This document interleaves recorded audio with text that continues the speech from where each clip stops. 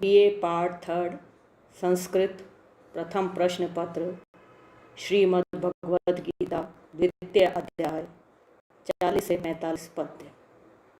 मैं डॉक्टर मनीषा गोदारा, आचार्य संस्कृत, राजकीय बांगड़ महाविद्यालय डीडवाना। श्रीमद् भगवद गीता के द्वितीय अध्याय का 45वां श्लोक। न इयभिक्रम नाशो अस्ति प्रत्यवायो न विद्यते स्वल्पम अपि यस्य धर्मस्य त्रायते महतो भयात्। अन्वय: यह अभिक्रम नाश न अस्ति प्रत्यवाय न विद्यते अस्य धर्मस्य स्वल्पम अपि महत भयात् त्रायते। यह इस निष्काम कर्म योग में अभिक्रम नाश आरंभ का अर्थात बीज का नाश न नहीं अस्ति है। इस निष्काम कर्म योग में आरंभ का अर्थात बीज का नाश नहीं है और प्रत्यवाय उल्टा फलस्वरूप दोष भी न नहीं विद्यते होता है। इसीलिए अस्य इस निष्काम कर्म योग रूप धर्मस्य धर्म का स्वल्पम थोड़ा अपि भी साधन महत जन्म मृत्यु रूप महान भयात भय से त्रायते रक्षा करता है, उद्धार कर देता है। प्रस्तुत पद्य में कर्म योग की महिमा का वर्णन है। इस कर्म योग में आरंभ का अर्थात बीज का नाश नहीं है और उल्टा फल रूप दोष भी नहीं है, बल्कि इस कर्म योग रूप धर्म का थोड़ा सा भी साधन जन्म मृत्यु रूप महान भय से रक्षा कर लेता है।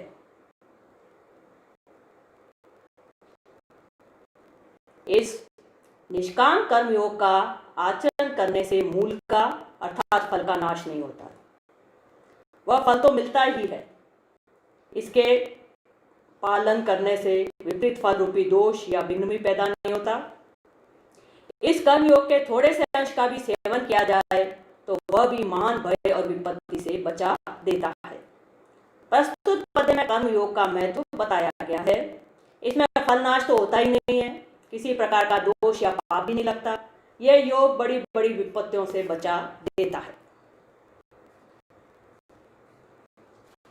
विशेष अभिक्रम नाश अभिक्रमस्य नाश तत्पुरुष समास अस्ति अस धातु लट लकार प्रथम पुरुष एक वचन त्रायते त्रयी लट लकार प्रत्यवाय प्रति अव ई घन प्रत्यय भयात् भित्रार्था नाम भय हेतु इति पंचमी अनुष्टुप छंद है।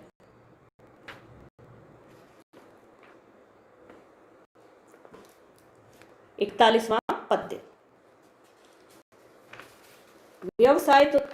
व्यवसायित्मिका बुद्धि रेकी कुरुनंदन बहुशाखा अनंताश्च बुद्धयो अव्यवसायिना। प्रस्तुत पद्य में निश्चयात्मक का बुद्धि का और अव्यवसायी सकाम पुरुषों की बुद्धियों का भेद बताया गया है। अन्वय: कुरुनंदन, यह व्यवसायित्मिका बुद्धि एका ही च अव्यवसायिनां बुद्धये बहुशाखा अनंतः।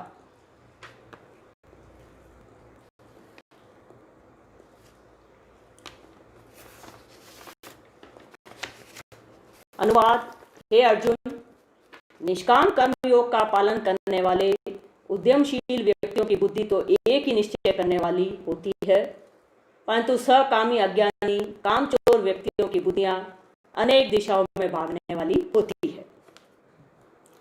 कुरुनंदन, हे अर्जुन, यह इस व्यवसायित्मिका निश्चयात्मक बुद्धि एका ही एक ही है और और अव्यवसायी ना अज्ञानी सकामी बुद्धियां बहुशाखा बहुत भेदों वाली अनंता अनंत होती हैं। हे अर्जुन, इस कर्म योग में निश्चयात्मिका बुद्धि एक ही होती है, किंतु अस्थिर विचार वाले विवेकहीन सकाम मनुष्यों की बुद्धियां निश्चय ही बहुत भेदों वाली और अनंत होती है। विशेष कर्मयोगियों की बुद्धि सदा एक ही और दृढ़ निश्चय करने वाली होती है। वह संशय, असमंजस आदि से दूर होती है। किंतु सकामी, मूर्ख, अज्ञानी, आलसी व्यक्तियों की बुद्धि अनेक दिशाओं में दौड़ती है। यह करूं या वह, अमुक ठीक है या अमुक इत्यादि विचारों के कारण चंचल, अस्थिर और इसलिए अनंत होती है। निश्चयात्मक बुद्धि एक है जो अद्वितीय सत परमात्मा से युक्त होकर नाम रूपात्मक असत जगत के मिथ्यात्व का निश्चय करा कैवल्य प्राप्त करा देती है। अव्यवसायित्मिका बुद्धि अनंत है, जगत के नानात्व को सत्य मानती हुई स्वर्ग आदि लोकों की प्राप्ति हेतु नाना क्रिया करती है। जागतिक विविध भोगों के अनुसार शाखा प्रशाखाओं से युक्त है। कुरु नंदना, कुरोह नंदनः, षष्ठी तत्पुरुष समास कुरु नंद लिट। बुद्धि बुद्ध तीन प्रत्यय। अव्यवसाय नाम व्यवसाय इन, व्यवसायन न, व्यवसायन न प्लस व्यवसायन अव्यवसायन नन तत्पुरुष समास।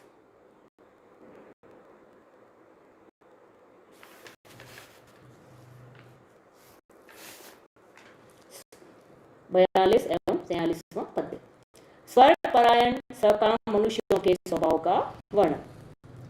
याम इमाम पुष्पितां वाचाम प्रवदन्ति अविपश्चितः वेदवाद रथा पार्थ नान्यत अस्ति इति वादिनः कामात्मानः स्वर्गपरा जन्म कर्म फल प्रदां क्रिया विशेष बहुलां भोग ऐश्वर्य गतिं प्रति। अन्वय पाठ। काम आत्माना वेदवाद रता स्वर्ग परा अन्यत न अस्ति इति वादिनः अपश्चित ज्ञान कर्म फल प्रदां भोग ऐश्वर्य गतिं प्रति क्रिया विशेष बहुलां इमाम याम पुष्पितां वाचम प्रवदन्ति। पाठ। हे प्रथापुत्र अर्जुन, जो कामात्मनः सकामी पुरुष, वेदवाद रता केवल फल श्रुति में प्रीति रखने वाले, स्वर्ग परा स्वर्ग को ही परम श्रेष्ठ मानने वाले, इससे बढ़कर अन्यत और कुछ नहीं है, इति ऐसे वादी न कहने वाले वे अविपश्चित अविवेकी जन, जन्म कर्म फल प्रदान, जन्म रूपी कर्म फल को देने वाली और भोग ऐश्वर्य गति प्रति भोग तथा ऐश्वर्य की प्राप्ति के लिए क्रिया विशेष बहुलाम बहुत सी क्रियाओं के विस्तार वाली, इमाम इस प्रकार की, याम जिस, पुष्पिताम दिखाऊ शोभा युक्त, वाचम वाणी को प्रवदंती कहते हैं।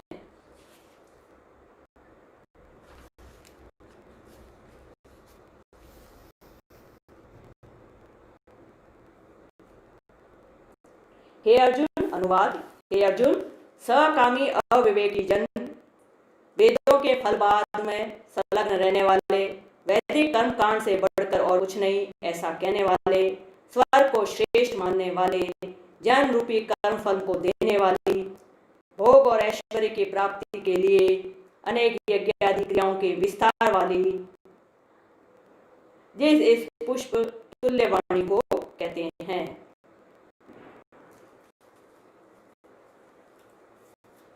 हे अर्जुन, जो भोगों में तन्मय हो रहे हैं, जो कर्म फल के प्रशंसक वेद वाक्यों में ही प्रीति रखते हैं, जिनकी बुद्धि में स्वर्ग की परम प्राप्य वस्तु है और जो स्वर्ग से बढ़कर दूसरी कोई वस्तु ही नहीं है ऐसा कहने वाले हैं, वे अविवेकी जन इस प्रकार के जिस पुष्पित अर्थात दिखाऊ शोभा युक्त वाणी को कहा करते हैं, जो कि जन्म रूपी कर्म फल देने वाली है एवं भोग तथा ऐश्वर्य की प्राप्ति के लिए नाना प्रकार की बहुत सी क्रियाओं का वर्णन करने वाली है।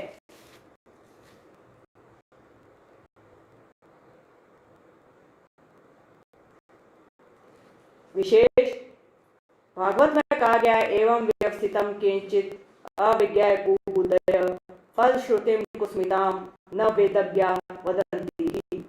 दुष्ट बुद्धि कर्मवादी वेदों का तात्पर्य न जानकर कर्मासक्ति के कारण पुष्पों के समान स्वर्ग आदि लोकों का वर्णन करते हैं। उन लोगों को परम पुरुषार्थ मानकर भ्रमित हो जाते हैं, परंतु वेदज्ञ ऐसा नहीं बतलाते हैं।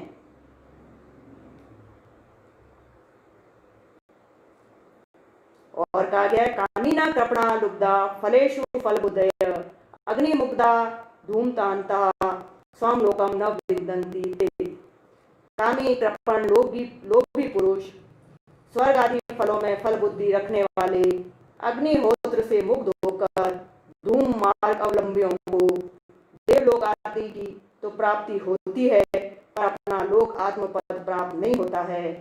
ऐसा ही उपनिषद कहते हैं, इष्टापूर्थम मन्यमाना वरिष्ठम नान्यत् श्रेयो यो वेद्यन्ते प्रमुदा नाकस्य पृष्ठे ते सुकृते अनुभूतवेवं लोकम हीनतरम वा विशन्ति। मुंडकोपनिषद में कहा गया है, इष्ट और पूर्व कर्मों को श्रेष्ठ मानने वाले वे महामूढ़ किसी अन्य वस्तु को श्रेयस्कर नहीं समझते। वे स्वर्ग लोक के उत्तम स्थान में अपने कर्म फलों का अनुभव कर इस मानव लोक अथवा उससे भी अधम लोक में प्रवेश करते।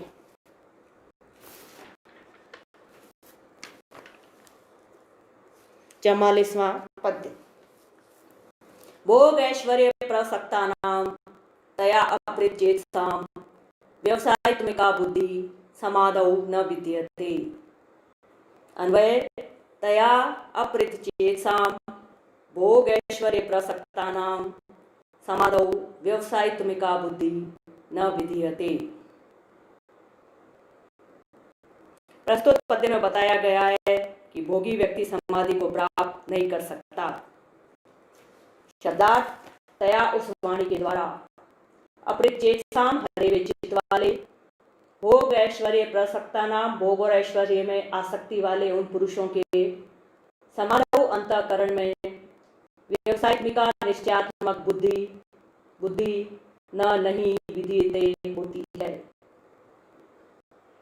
उस मीठी वाणी से हरे गए चित्त वाले भोग और ऐश्वर्य में आसक्त पुरुषों के चित्त की एकाग्रता में निश्चयात्मिका बुद्धि पैदा नहीं होती है।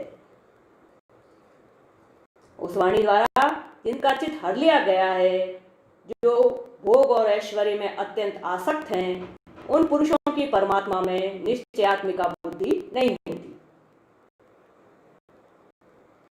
दूषित अंतःकरण में परमात्मा विषयनी बुद्धि नहीं होती है। योग शिखोपनिषद में कहा गया है, योगा शिखोपनिषद में कहा गया है, पतिता शास्त्र जालेषु प्रज्ञातेन मोहिता स्वात्म प्रकाश रूपम तत्किम शास्त्रेण प्रकाशिते। जिसकी बुद्धि शास्त्र फल में फंसने के कारण उससे मुग्ध है, उसको प्रकाश स्वरूप आत्मा का शास्त्र से कैसे प्रकाश हो सकता है। इसलिए तुम निष्काम बुद्धि से व्यवसायित्मिका बुद्धि की प्राप्ति के लिए युद्ध कर। तया तद सर्वनाम शब्द का स्त्रीलिंग में तृतीय वचन। समाधौ समाधि शब्द सप्तमी विभक्ति एक वचन। प्रसक्तानाम प्रसजकत षष्ठी बहुवचन। विद्यते विदायक लट लकार। छंद अनुष्टुप छंद है। 45वां श्लोक। त्रैगुण्य विषया वेदा नैस्त्रिगुण्यो भव अर्जुन निर्द्वंदो नित्य सत्वस्थो निर्योगक्षेम आत्मवान। अन्वय, अर्जुन, वेदा त्रैगुण्य विषया त्वं निस्त्रैगुण्य निर्द्वंद नित्य सत्वस्थ निर्योगक्षेम आत्मवान भव। प्रस्तुत पद्य में अर्जुन को निष्कामी और आत्मसंयमी होने के लिए श्री कृष्ण भगवान आज्ञा दे रहे हैं। अर्जुन, हे अर्जुन, वेदा सब वेद त्रैगुण्य विषय तीनों गुणों के कार्य रूप संसार को विषय करने वाले अर्थात प्रकाश करने वाले हैं। इसलिए तुम नैस्त्रिगुण्य असंसारी अर्थात निष्कामी और निर्द्वंद सुख दुख आदि द्वंद्वों से रहित, नित्य सत्वस्थ नित्य वस्तु में स्थित तथा निर्योग क्षमा योग क्षेम को न चाहने वाले और आत्मवान आत्मपरायण भव हो। हे अर्जुन, चारों वेद तो सत्वरतम गुणों से संयुक्त सांसारिक विषयों का वर्णन करने वाले हैं, किंतु तू इन गुणों के प्रभाव क्षेत्र से ऊंचा उठकर नित्य सत आत्मा में स्थित होकर सर्दी गर्मी सुख दुख मान अपमान आदि द्वंद्वों से रहित होकर योगक्षेम को न चाहता हुआ आत्मपरायण बन जा। अर्जुन, चारों वेद तो सत्व रज तम गुणों से संयुक्त सांसारिक विषयों का वर्णन करने वाले हैं, किंतु तुम इन गुणों के प्रभाव क्षेत्र से ऊपर उठकर नित्य सत आत्मा में स्थित होकर सर्दी गर्मी सुख दुख मान अपमान आदि द्वंद्वों से रहित होकर योगक्षेम को न चाहते हुए आत्मपरायण बन जाओ।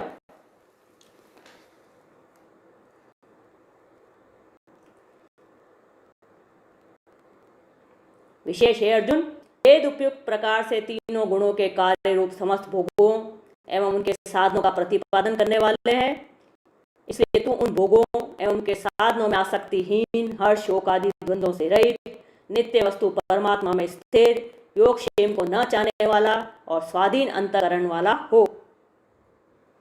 भागवत में कहा गया है, वेदोक्तम एव कुर्वाणो निसंगो अर्पितम ईश्वरे नैष्कर्म्या लभते सिद्धिम रोचनार्था फल श्रुति। वेदोक्त कर्म में जो फल श्रुति कही गई है वह रोचनार्थ है, अर्थात इसलिए है कि कर्ता को ये कर्म अच्छे लगे। अतः वेदोक्त कर्मों को फल प्राप्ति के लिए नहीं करें, निसंग बुद्धि का ईश्वर अर्पण बुद्धि से करें। जो ऐसा करते हैं उससे नैष्कर्म्य से प्राप्त होने वाली सिद्धि मिलती है। अतः स्मृति में कहा गया है, वेदों का इस लोक तथा परलोक का त्याग कर आत्मा की इच्छा करें। वेदान इमं लोकम अमुम च परित्यज्य आत्मानम अन्विच्छेद। वेदा विद से गण अथवा आज प्रत्यय करने पर वेद शब्द बनता है। वेद शब्द का पुल्लिंग प्रथमा बहुवचन का रूप है वेदा। ये वेद चार हैं, ऋग्वेद यजुर्वेद सामवेद और अथर्ववेद। निर्द्वंद निर्द्वंद द निर्गतो द्वंद्वो यस्मात् स बहुब्री समास। आत्मवान आत्मन वतु प्रत्यय, आत्मवत पुल्लिंग प्रथमा एक वचन। त्रैगुण्य त्रिगुण सत्व रजस तमस क्षण त्रयाणाम गुणानाम समाहार तस्य भाव। योग अप्राप्त वस्तु की प्राप्ति का उपाय। अनुपातस्य उपादानम योग। क्षेम प्राप्त वस्तु की रक्षा, उपातस्य रक्षणम क्षेमः। योग से तात्पर्य अप्राप्त वस्तु की प्राप्ति का उपाय और क्षेम का तात्पर्य प्राप्त वस्तु की रक्षा का रक्षा। प्रस्तुत पद्य में अनुष्टुप छंद है।